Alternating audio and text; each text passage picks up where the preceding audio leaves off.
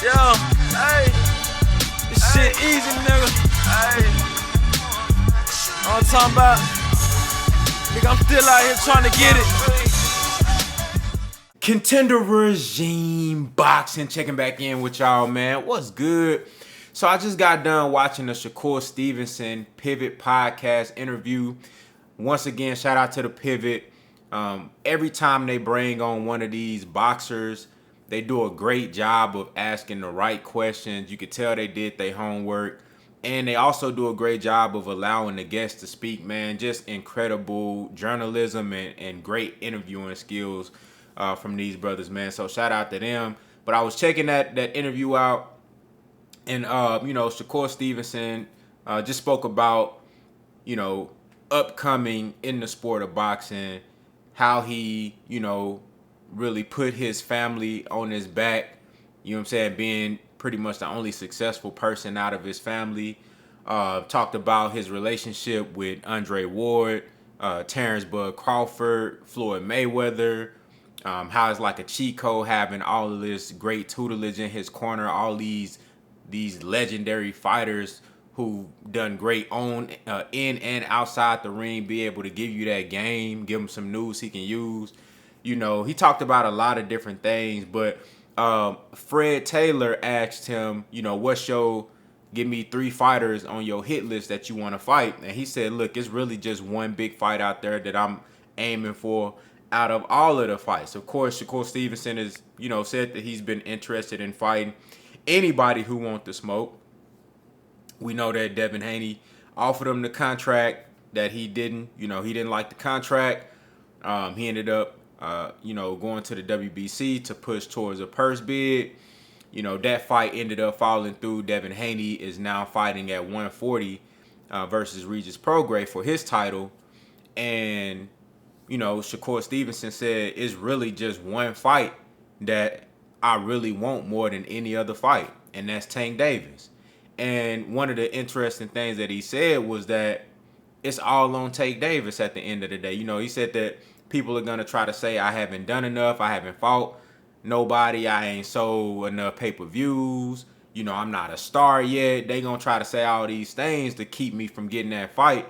But ultimately and skillfully, I'm the best guy out here. That's how SHAKUR Stevenson feels, as he should. And I feel like I can beat Tank, and that's the fight that he wants. And but the interesting thing and the most meaningful thing to me is that when he said it's all on Tank Davis to make this fight, and that's a fact. It seemed like people try to overthink this and make this shit something that is not, when it is very simple at the end of the day. Yeah, the actual business aspect of it might not be as simple when you got this guy with Top Rank and this guy with Al Heyman and different networks. You dig what I'm saying? That aspect of it might be as simple, right? But we know that SHAKUR Stevenson ain't gonna be able to offer Tank Davis a contract or dictate no terms. He's not bringing much to the table when it comes to the numbers, financial backing, or notoriety, popularity. He's not bringing all of those things to the table that Tank Davis is bringing. So we all know that Tank Davis being the A side, he's gonna have to be the one that initiates the fight. He's gonna have to be the one that sends the contract, and then SHAKUR Stevenson and his team, they sign off on what they willing and not willing to accept. You dig what I'm saying? That's how the shit is gonna work. The same way it'll work with Tank Davis and Devin Haney. People saying, well, why haven't we gotten the Devin Haney and Tank Davis fight? The same reason why you haven't gotten it's the same reason why we haven't gotten the Tank Davis and Lomachenko fight. Because Tank Davis, being the star that he is, having the popularity that he has, having proven numbers over the course of his last few pay-per-views, doing really good gates, doing, over $1 million a pay-per-view with Ryan Garcia, having those numbers and everything that comes with that, and the ability to perform in the ring and get casual and hardcore viewers, he's the one that has to initiate that. So it can't be no Devin Haney and Tank Davis fight if Tank and them don't send no contract. It can't be no Tank Davis and Shakur Stevenson fight if Gervonta Tank Davis and his team don't offer a contract.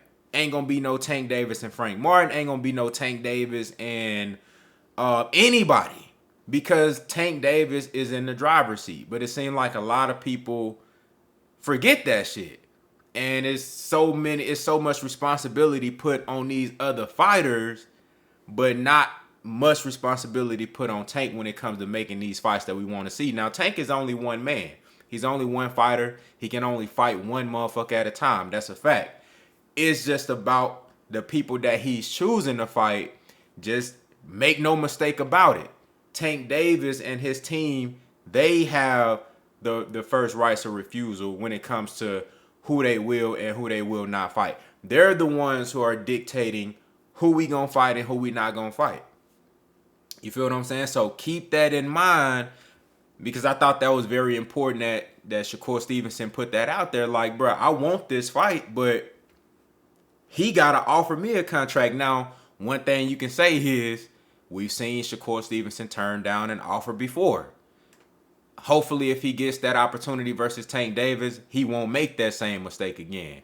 But the fact remains is that it's up to Tank Davis. If we want to get any of these fights that we feel will be competitive, any of these fights that could possibly push Tank Davis, test him, take him to that next level to be able to prove to everybody that you are the best fighter in the sport, that you can do everything in the ring and not just knock people out. I already know Tank Davis can do everything in the ring. I've seen enough on film to know that this dude is one of the most incredible fighters in the sport and could potentially be number one. You feel what I'm saying? But we want to see that shit proven in the ring. You feel me? So, again, Shakur Stevenson says, hey, that's the fight that I want, but it's all on Tank Davis. The ball is in their court. I can't send him no offer. He the A side. I can't make him fight me. Only thing I can do is just sit back and wait and hope that they want to fight me. You know what I'm saying? The same way Isaac Cruz can't force Tank Davis to fight him, but Tank can send him a contract. What's the dude? Hector Garcia. He didn't force Tank to fight him. Tank and them sent him a contract. Leo Santa Cruz couldn't bogart his way to get no Tank Davis fight. Tank Davis and them had to send him a contract. That's how the shit worked. You know what I'm saying? Y'all let me know what y'all think down in the comments, man. How did y'all feel about the interview and what Shakur Stevenson said in regard to, hey, man, it's all on Tank Davis to make these fights. Y'all let me know what y'all think, man. Contender regime, boxing. I'll holler at y'all boys, man.